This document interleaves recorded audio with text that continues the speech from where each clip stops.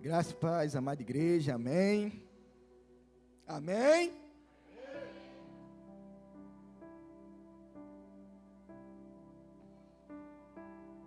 Vocês podem abrir a palavra do Senhor na carta que escreveu o apóstolo Pedro, 1 Pedro, capítulo 1.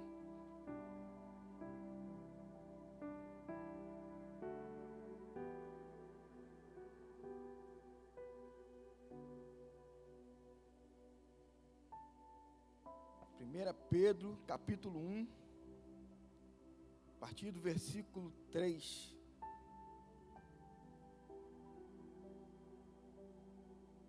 Amém? Bendito seja o Deus Pai do nosso Senhor Jesus Cristo, que segundo a sua grande misericórdia, nos gerou de novo para uma viva esperança, pela ressurreição de Jesus Cristo dentre os mortos, para uma herança incorruptível, incontaminável e que não se pode murchar, guardada nos céus para nós, para vós, que mediante a fé estáis guardados na virtude de Deus para a salvação, já prestes para se revelar no último tempo, em que vós grandemente vos alegrais, ainda que agora importa, sendo necessário que estejais por um pouco contristados, com várias tentações, para que a prova da vossa fé, muito mais preciosa do que o ouro que perece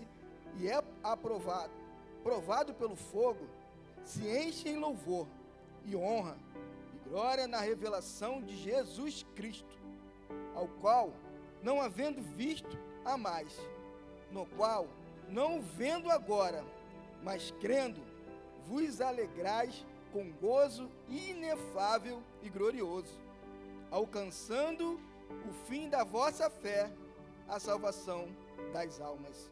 Amém? Podeis se assentar, irmãos.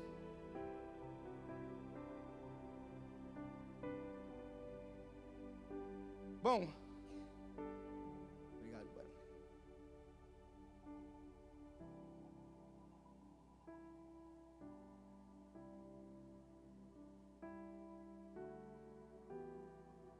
Carta de Pedro, ela é uma carta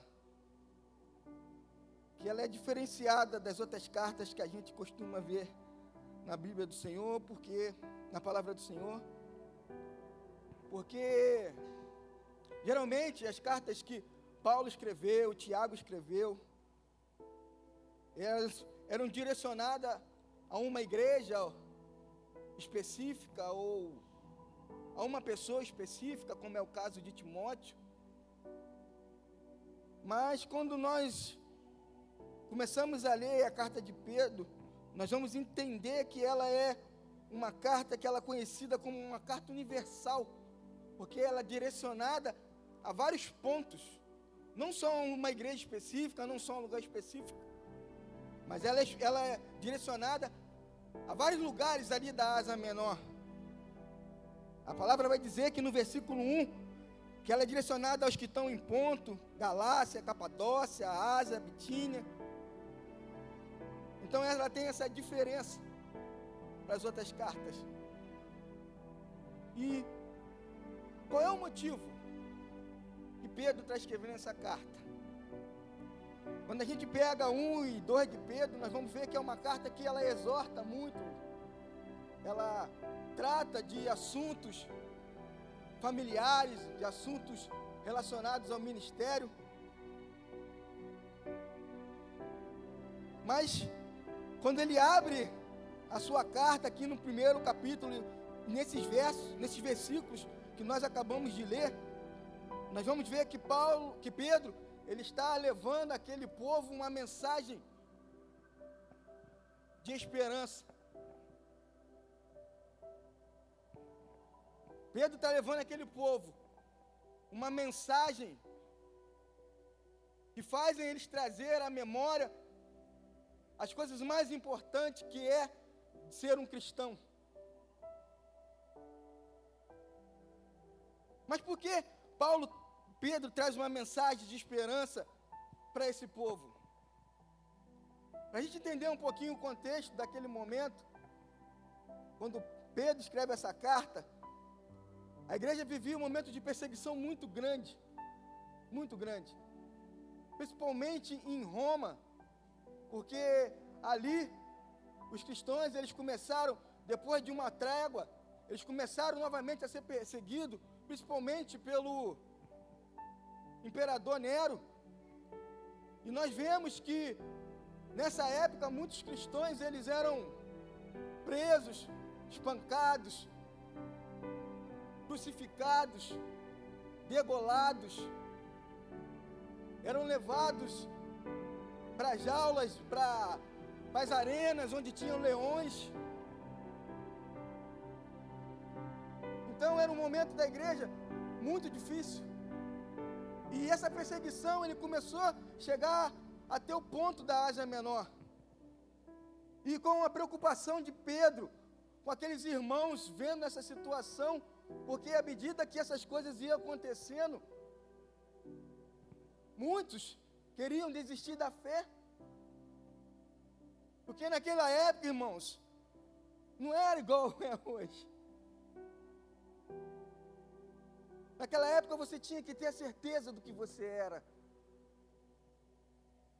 E por isso que muitos morreram, padeceram, porque não negavam sua fé. Não tinha época essa de dizer, eu estou bem hoje, eu vou para a igreja, amanhã eu não estou bem. Não. Não tinha essa de dizer, eu sou ateu, eu não acredito muito em Deus. Ou era, ou não era. Eu sou um praticante, mas não tanto praticante. Mas naquela época, dizer que era cristão era colocar a sua vida em risco. Dizer que era cristão era dizer aos romanos, ao Império Romano, que eles eram inimigos do Império Romano, porque é assim que o Império Romano via os crentes. É por isso que tantas vezes eles queriam eliminar, porque era um povo, os cristãos eram um povo que cresciam muito, mas eles não podiam seguir tudo aquilo que o Império Romano colocava sobre o povo.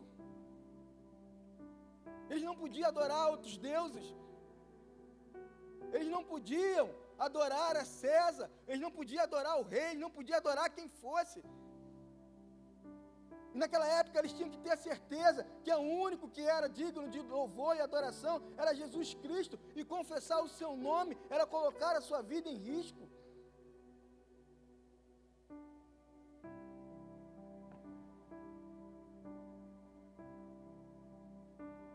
Mas Pedro percebe que muitos da Ásia Menor estavam se abalando com isso, esmorecendo na sua fé. Então ele escreve essa carta e ele abre a carta com essa mensagem de esperança. Logo aqui no versículo 3, quando ele vai dizer: bendito seja o Deus Pai de nosso Senhor Jesus Cristo, que segundo a sua grande misericórdia nos gerou de novo para uma viva esperança. E o quanto essa palavra aqui, ela se destaca nesse versículo, que ele nos gerou de novo. Ele está trazendo os cristãos daquela época: olha, vocês nasceram novamente, porque isso aqui é um relato para que eles entendessem que eles foram feitos uma nova criatura, eles foram feitos outras pessoas pela ressurreição de Jesus Cristo.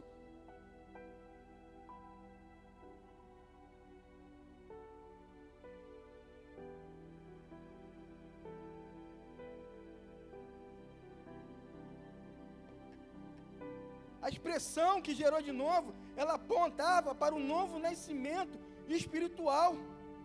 Aquilo era um ato soberano sobre a vida dos cristãos que aceitavam Cristo. E o que Paulo diz lá na carta deles a Romanos, só corrobora o que Pedro está dizendo àqueles irmãos, quando lá em Romanos 6, Paulo vai dizer assim, no versículo 4, de sorte que fomos sepultados com ele pelo batismo na morte, para que, como Cristo foi ressuscitado dentre os mortos, pela glória do Pai, assim andemos nós também em novidade de vida, porque se fomos plantados juntamente com ele, na semelhança da sua morte, também seremos na da sua ressurreição, sabendo isto, que o nosso homem velho foi com ele crucificado, para que o corpo do pecado seja desfeito, para que não servirmos mais ao pecado, porque aquele que está morto está justificado do pecado. Ora, se já morremos com Cristo, cremos que também com ele viveremos. Então Pedro está chamando aquele povo ao despertamento. Entendam, vocês são uma nova criatura no Senhor. E talvez é essa mensagem que a gente precisa entender, que esses são alguns pilares do Evangelho, e que a gente precisa aplicar em nossas vidas. Nós somos novas criaturas em Jesus Cristo. Nós somos gerados novamente. Nós nascemos de novo. Então, se em nós antigamente existia o medo, o temor, se em nós, por causa do pecado, nós vivíamos preocupados com a morte, hoje não habita mais esse sentimento em nós, porque nós nascemos novamente, e não para nós, mas nascemos para Ele, para que Ele reinasse em nossas vidas. E esse renascimento gera em nós o quê? O sentimento de viver uma viva esperança. Isso é uma consequência, essa esperança que ela tem que bater mais forte em nossos corações. Ela é fruto porque nós nascemos de novo. Isso é como se fosse um selo do Espírito Santo em nossos corações. Porque essa mensagem que Pedro levava para aqueles, estão com medo? Não tenham mais medo. Estão vendo o que está acontecendo? Não se preocupem com isso. Mas guardem em seus corações e tenham focado em vossas mentes a esperança do que há algo muito maior para vocês.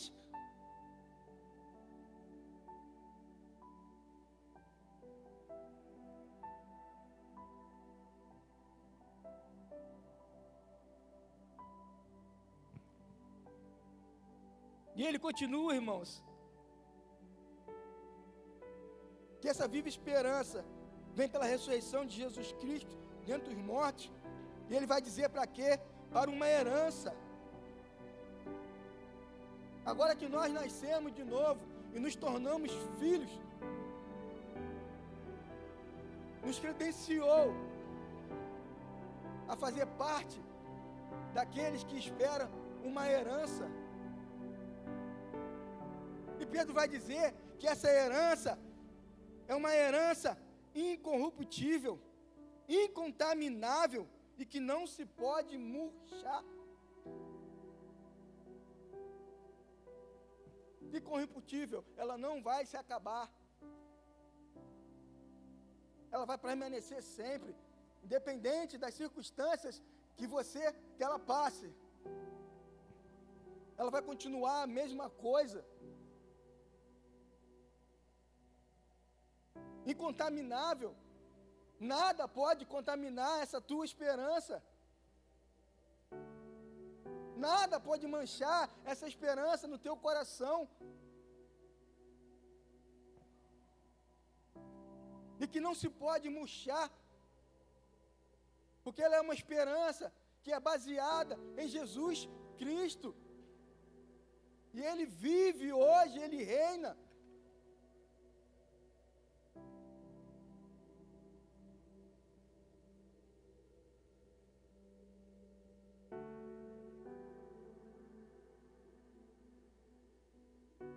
Mas a palavra diz que ela está guardada.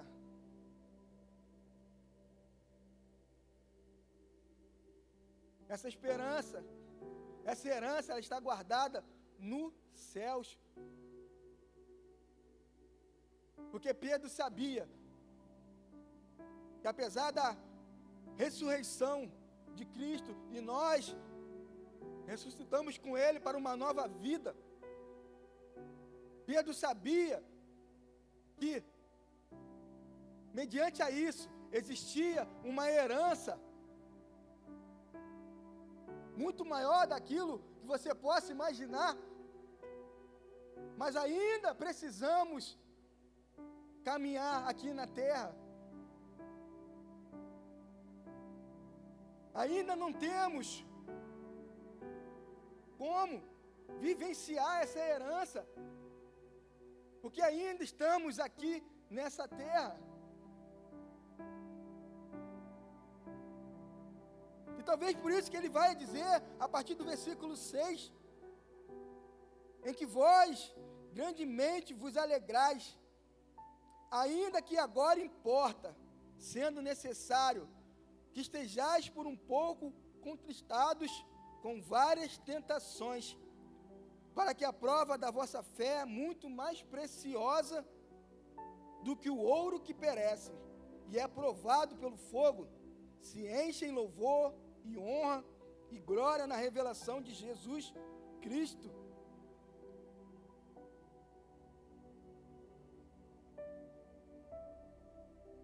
Aleluia.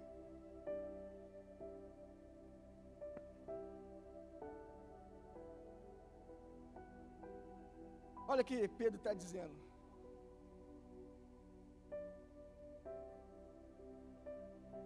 Talvez, quando o presbítero Leandro, ele abriu o culto,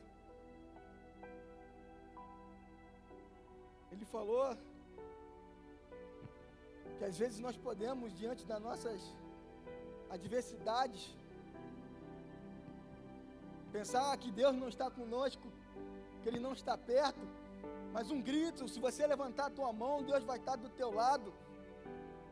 E Pedro está dizendo isso aqui para aquele povo: olha, vocês vão passar pela vida, nessa caminhada, rumo a uma herança eterna, a uma vida eterna, mas enquanto vocês estiverem aqui, no caminho, vai haver adversidades.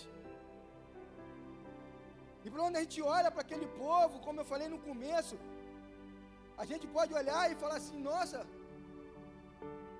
é uma coisa espantosa, perseguição, morte, crucificação. Talvez a gente não tenha uma mínima ideia do que aquele povo passava, mas eu tenho certeza que nós aqui também sofremos as nossas aflições. Eu tenho certeza que a caminhada aqui não é fácil para ninguém. Para ninguém. Eu queria saber, eu queria que alguém me mostrasse aonde está escrito que seria fácil.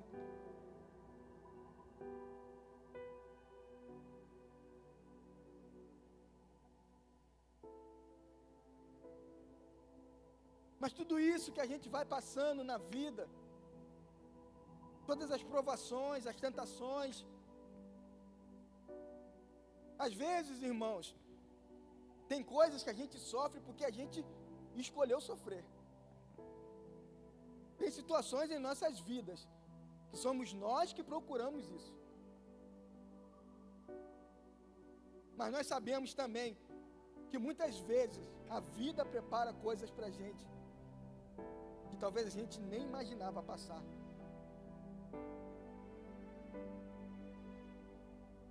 E é dessa aflição que Pedro está falando.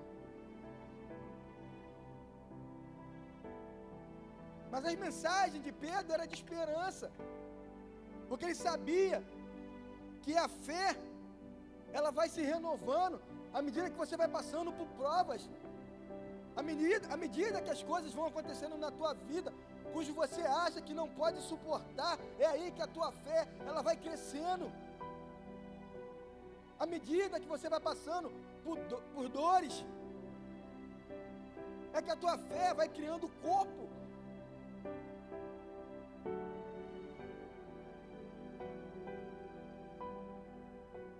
Porque a nossa fé, ela não é baseada na nossa força.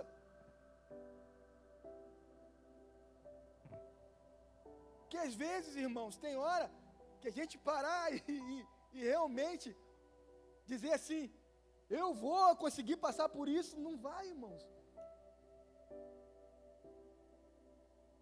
O mar vai começar a submergir a gente.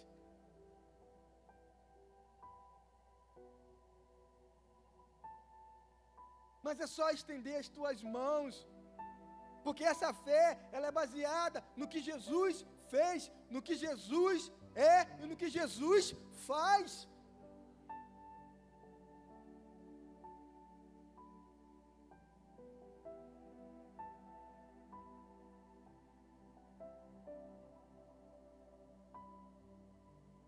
Por isso, irmãos, que nós passamos por essas tentações. Mas lá em 1 Coríntios, capítulo 10, versículo 13, vai dizer assim, ó: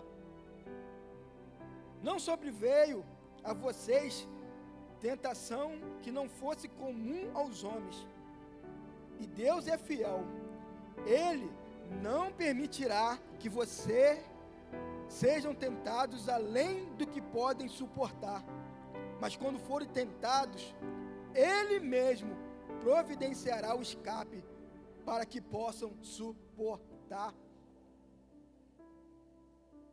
Ele mesmo providenciará o escape para que possam suportar. Então, irmão, se a gente está passando por alguma situação de aflição, de dor, de perda, de desânimo, tristeza, saiba que isso não é algo que você não possa suportar, porque Ele sabe aonde estão as tuas forças, até onde vai o teu limite, e quando você chegar no seu limite, Ele vai te dizer, ei, eu estou aqui com você, a partir daqui é comigo, sou eu que vou tomar as tuas mãos, sou eu que vou tomar as tuas dores, sou eu que vou tomar o teu sofrimento sobre mim. É por isso que a caminhada não é livre, por isso que a caminhada não é leve.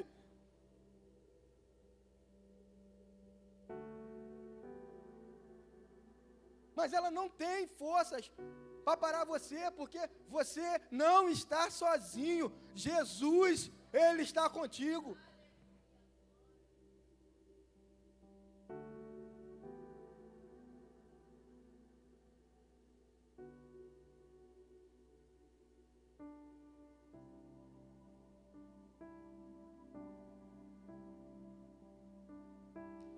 Passamos pela caminhada, irmãos.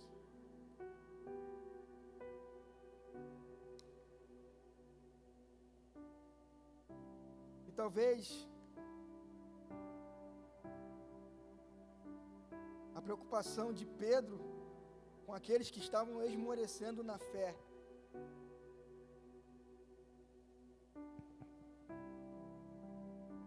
talvez a preocupação de Pedro com aqueles cujos olhavam para as adversidades, talvez a preocupação de Pedro com aqueles que tiveram medo,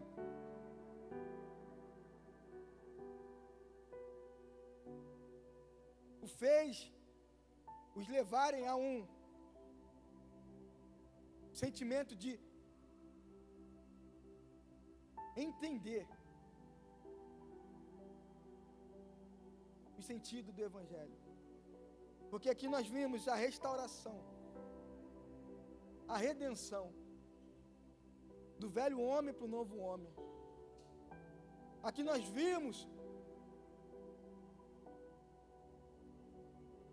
e nas dificuldades, nas adversidades da vida, nós fortalecemos a nossa fé e podemos suportar qualquer coisa porque Ele está conosco. Mas aqui nós vimos aquilo que é mais precioso. É a esperança viva. É a certeza de uma herança. E por isso ele vai dizer que, por passar por essas coisas, por entender essas coisas, no versículo 9 ele vai dizer assim, ó, e esse era o tema da mensagem que eu queria falar, mas eu não consegui. Olha o que ele vai dizer no versículo 9: alcançando o fim da vossa fé, a salvação das almas. Alcançando o fim da vossa fé, irmãos. Essa fé que te faz continuar, essa fé que não te deixa esmorecer, essa fé que te incentiva a crer cada vez mais nas promessas do Senhor, essa fé que te garante um lugar no céu, porque nós temos fé naquele sacrifício que Jesus fez por nós, que nos garantiu a vida eterna.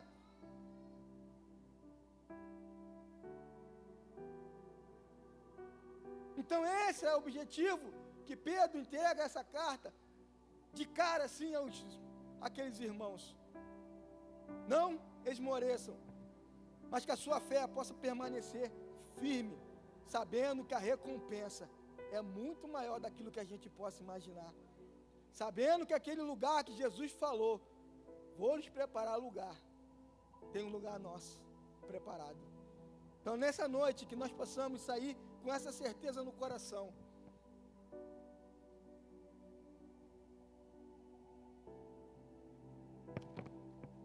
E essa mensagem,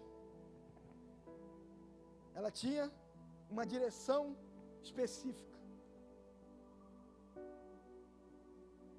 mas ela continuou até chegar a nós hoje. A mensagem de Deus diz que ela é viva e eficaz, e ela nos traz essa certeza essa noite, que nós somos uma nova criatura em Cristo, que não há nada que nos possa parar na caminhada, e que fazemos parte dos herdeiros do céu. Amém? Não saia sem essa certeza do seu coração essa noite. Vamos ficar de pé, irmãos.